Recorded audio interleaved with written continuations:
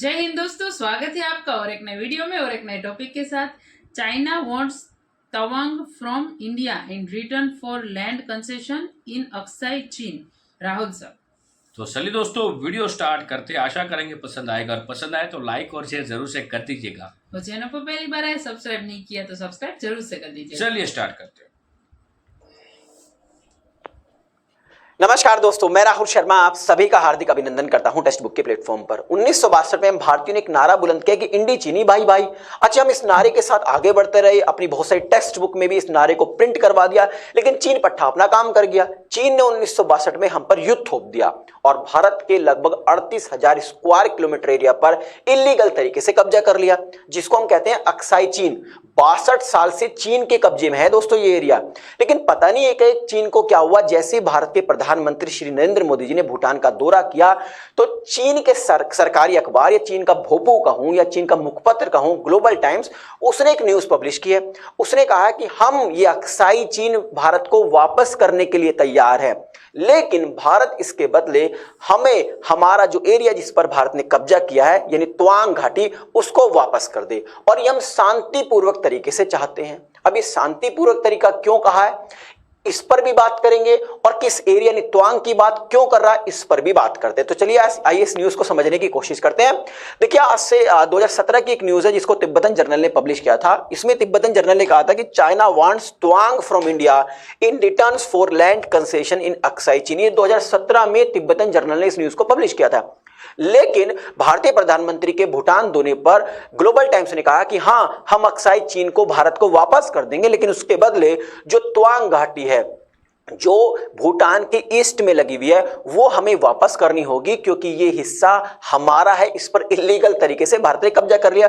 भारत ने कहा तुम्हारा हिस्सा, अरे अक्साई चीन भी हमारा हिस्सा है और ये अरुणाचल प्रदेश, ये तवांग घाटी भी हमारा है। तुमको कुछ डील नहीं हो रही है कि तुम लो और हम लो, है कोई डील नहीं है। तो भारत ने स्पष्ट रूप से मना कर दिया है।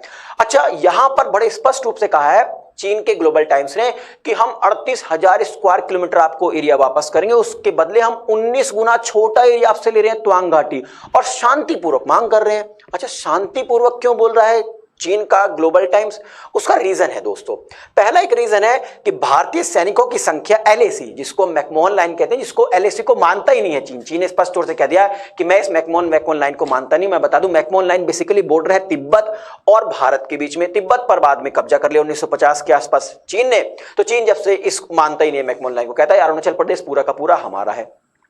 तो शांतिपूर्वक तरीके से इसलिए कह रहा है क्योंकि लगातार भारतीय फौज की संख्या, ठीक है, यहां पर लगातार बढ़ती जा रही है एलएसी के नजदीक। तो चीन को यह समझ में आ गया कि अगर भैया आमने सामने का युद्ध किया तो मामला टेढ़ा पड़ सकता है। क्योंकि मैं आपको बता दूं, कुछ दिन पहले भी लगभग 62 सैनिकों ने तवांग घाटी के अंदर चीन के एंट्री करने की कोशिश करी, और फिर आपको पता ही है कि हमारे सैनिक जो हैं इंडियन आर्मी के, वो मारते कम है रुलाते ज्यादा है। तो कुछ ऐसे ही किया और भाई वो भाग खड़े हुए। तो चीन को यह तो समझ में आया कि यहां पर जो सैनिकों की संख्या बढ़ रही है, इंडियन एयरफोर्स के जो फाइटर जेट है वो लगातार यहां पर घूम रहे हैं, तो आमने सामने की लड़ाई में नुकसान हो सकता है। इसके अलावा चीन को एक डर और है कि जिस तरीके से भारत दुनिया से हथियार खरीद रहा है, तो इन हथियारों का इस्तेमाल हमारे खिलाफ कर सकता है या फिर पाकिस्तान के खिलाफ ही करेगा। तो इसलिए चाइना ने स्पष्ट रूप से कहा शांतिपूर्वक तरीके से हम चाहते हैं कि आपस में अदला बदली कर ली जाए। अच्छा, सवाल उठता है कि तवांग घाटी पर ही क्यों फोकस कर रहा है चीन, और ऐसे समय में जब भारत के प्रधानमंत्री नरेंद्र मोदी ने भूटान का दौरा किया। तो आइए मैं आपको थोड़ा सा ज्योग्राफिकली लोकेशन दिखाता हूं तवांग घाटी की। तो यहां पर आपको इस एरिया की मांग कर रहा है चीन, तवांग घाटी की। अच्छा, ये भूटान के ईस्ट में है। अगर मैं भूटान के वेस्ट में हूं तो यहां पर डोकलाम है। यहां पर भी भारतीय सैनिक और चीन के सैनिक आमने सामने भिड़े अभी कुछ दिन पहले, और आपको पता कोविड के समय में यहां पर भी हमारे सैनिक और क्या नाम गलवान घाटी में भिड़े, और यहां पर भी हमारे सैनिक भिड़ चुके हैं डोकलाम में भी। तो ये दोनों के दोनों एरिया है जो चीन बहुत ज्यादा फोकस कर रहा है, क्योंकि चीन पूरे के पूरे भूटान पर कब्जा करना चाहता है। इस एरिया पर तो चीन का कब्जा है क्योंकि ये एरिया तिब्बत में आता है और चीन पर इसका अच्छा सा कंट्रोल है। अगर इस एरिया पर भी, ये एरिया भी तवांग घाटी भी अगर चीन को मिल जाता है तो पूरे के पूरे एक ही झटके में भूटान को अंडर में ले लेगा, और उसके बाद बहुत ईजी वे से भारत पर अटैक किया जा सकता है। तो यानी कि लंबे दौर की सोच रहा है चीन। अब भारतीय कोई मूर्ख थोड़ी है भाई। 1962 में हम धोखा खा गए थे, अब तो हम तुम्हारी एक एक चाल को समझते हैं। तो भारत ने कहा भाई पहली बात तो ये बताओ, तुमने ये कैसे कह दिया कि तवांग घाटी तुम्हारी है?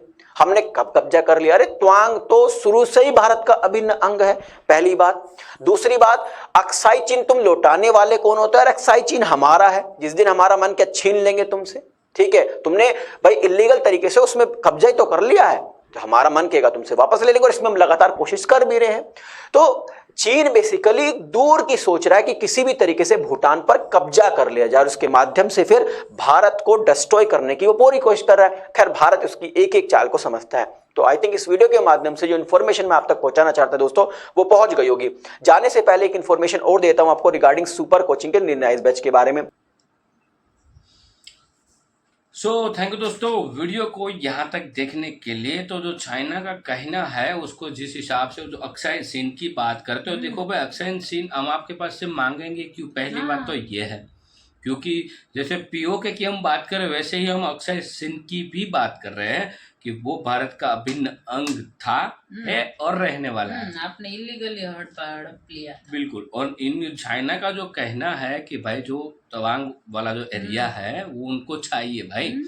तो भाई एक बार तो फिर तो खत्म ही है भाई, वहां वो एरिया दे दिया, चलो अक्साई चीन हमने ले भी लिया, एक शांतिपूर्वक बात हो गई और इनको तवांग दे दिया और अक्साई चीन ले लिया, ठीक है। तो हालात तो फिर से वही की वही रहने वाले, क्योंकि फिर ये भूटान पे कब्जा करेंगे और भूटान के थ्रू भारत के पास आएंगे, क्योंकि वही सबसे इजी रास्ता है भारत की बॉर्डर में घुसने का।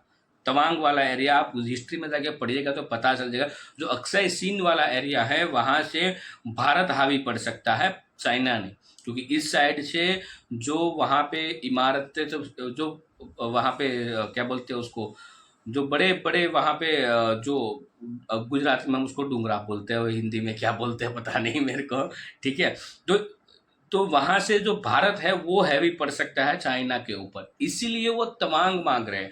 और तवांग जियोग्राफिकली आप देखने जाओगे तो चाइना के लिए बहुत इजी रास्ता है, जैसे सीपेक निकाला था ना वैसे ही इसका रास्ता वहाँ से वो निकल सकता है और फिर वो भारत पे हावी पड़ सकता है। दूसरा है अरुणाचल प्रदेश की ये बात कर रहे हैं और अरुणाचल प्रदेश कभी भी चाइना ले सकता था यदि मोदी सरकार नहीं होती तो। ये पक्का था, क्योंकि अभी जिस हिसाब से वहां पे सेला टनल का उद्घाटन किया उससे फिर चाइना को फिर से मिर्ची लगे, इसलिए ये सारे अब बयानबाजी चल रही है। टेंशन मत लो, कुछ नहीं होने वाला है। चाइना भी बौखला गया है और ऐसे हमारे मतलब 10,000 सैनिक भी उस मतलब उस पर उस एरिया पर मतलब डिप्लॉय किए हैं अभी। वो तो बढ़े ही जा रहे हैं ना, बढ़ा ही जा रहे हैं, क्योंकि उसको पता है कि जिस हिसाब से उस साइड हमारे जो सैनिक बढ़ रहे हैं तो चाइना का उसी साइड जो सीपेक वाला एरिया है उससे थोड़ा आगे एक उसका एक इलाका है जहाँ पे वो जो गैस एंड क्रूड ऑयल है जिसको जमा करते हैं, ठीक है। वो सबसे बड़ा डर उसको वो एरिया का, कि वहाँ से जो भारत हावी हो गया फिर चाइना खत्म है, फिर चाइना को कोई नहीं बचा सकता, क्योंकि मेन जो इलाका है उसी को उड़ा दो मतलब, तो फिर चाइना की जो पूरी अर्थव्यवस्था खत्म है। कहाँ से भाई फिर वो पेट्रोल डीजल लाएंगे? नो मेन एरिया वही है, गैस भी वहाँ पे स्टोर होता है, पेट्रोल ऑयल डीजल सब कुछ वहाँ पे ही स्टोर होता है उसका, तो वहाँ तो इंडिया आराम से जीत सकता है। तो चाइना ऑलरेडी डरा हुआ है। और दूसरा है कि अब वहाँ पे भी जो स्टूडेंट है चाइना के जिसके पास कोई काम नहीं है अभी, वो स्टूडेंट की माँ वो प्रोटेस्ट कर रहे हैं जिनपिंग साहब की सरकार के सामने, ठीक है। तो कभी भी जिनपिंग साहब की सरकार भी जा सकती है, कम्युनिस्ट पार्टी जो है वो कभी भी अब गिर सकती है, ज़्यादा टाइम नहीं लगेगा, क्योंकि जब से कोविड है उसके बाद चाइना संभल नहीं पाया। तो ये जो न्यूज़ आ रही है ना दोस्तों, तो उसका बहुत टेंशन मत लेने का, क्योंकि ये जियोपॉलिटिकल है। खुद डॉक्टर एस जयशंकर साहब ने कहा है ना कि हमें सारी चीज़ें विरासत में मिली हुई है, कांग्रेस के टाइम पे ये सब कुछ हमें विरासत में मिला है, तो ये अभी भुगतना तो पड़ेगा, लेकिन हाँ उसके ऊपर सॉल्यूशन आएगा, बट टाइम लग सकता है, तब तक वेट करना पड़ेगा, क्योंकि ये जो मामला होता है ना वो कभी 1 महीने में 1-2 दिन में खत्म नहीं हो सकता, उसमें बहुत कुछ दिन सालें भी निकल जाती है। तो बाकी दोस्तों वीडियो आपको कैसी लगी कमेंट में लिखकर जरूर बता दीजिए। फिलहाल आपसे विदाई ले रहे हैं, लेकिन मिलेंगे और एक नए वीडियो में आपके साथ। टिल देन जय हिंद, जय भारत।